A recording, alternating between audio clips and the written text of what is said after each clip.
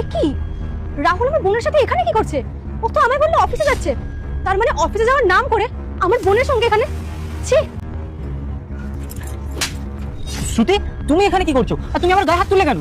আমি এখানে কি করছি সেটা পরের কথা, আগে তুমি আমায় বলো এই রাস্তার মাঝখানে আমার বোনের সাথে কি করছো তুমি? তুমি না আমায় বললে তুমি অফিস যাচ্ছ। দিদি, তোর মাথাটা কি খারাপ হয়ে গেছে? রাস্তার মধ্যে তুই জামাইবাবুকে চড় মারলি। একদম চুপ করে থাক, তুই একটাও কথা বলবি না। আমি ওকে চড় মারবো কি বলবো সেটা আমাদের সম্পূর্ণ পার্সোনাল ম্যাটার, তার মধ্যে তোর ঢোকার কোনো অধিকার নেই। শ্রুতি, এবার কিন্তু তুমি বেশি বাড়াবাড়ি করে ফেলছো। বাড়াবাড়ি আমি করছি না বাড়াবাড়ি তোমরা দুজন করছো?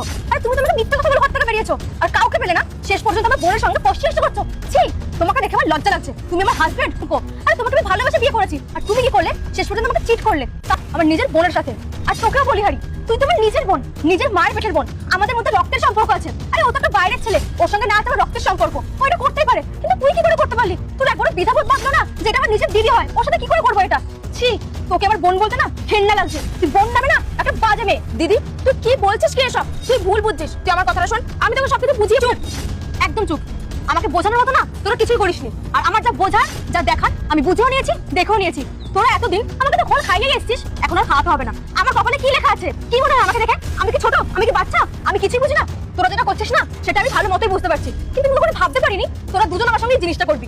ব্যাস শ্রুতি, অনেক হয়ে গেছে। এতক্ষণ ধরে তুমি বলছিলে, আমি শুনছিলাম, এখন আমি বলবো তুমি শুনবে। সবসময় যেটা চোখে দেখা হয় না সেটা সবসময় সত্যি হয় না। তুমি আমার কথাটা শোনো। একদম না, তোমার কথা আমি কি শুনবো? তুমি কোনো কথা বলার মতো না কাজই করনি।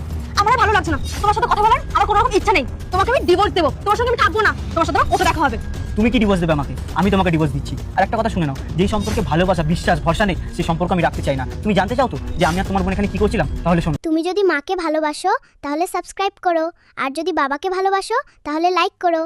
দিদির জন্মদিনের জন্য কিন্তু আমি একটা এত বড় কেক আনবো। আচ্ছা ঠিক আছে, আর বাকি যা জিনিস লাগবে সেগুলো আমি নিয়ে চলে আসবো। ঠিক আছে, আর দিদি যখন কেকটা কাটতে ঢুকবে তখন কিন্তু দুজন মিলে হাতটা ধরে একসাথে ঢুকো, ঠিক আছে? একদম, তোমার দিদি যাতে কিচ্ছু না জানতে পারে। হ্যাঁ।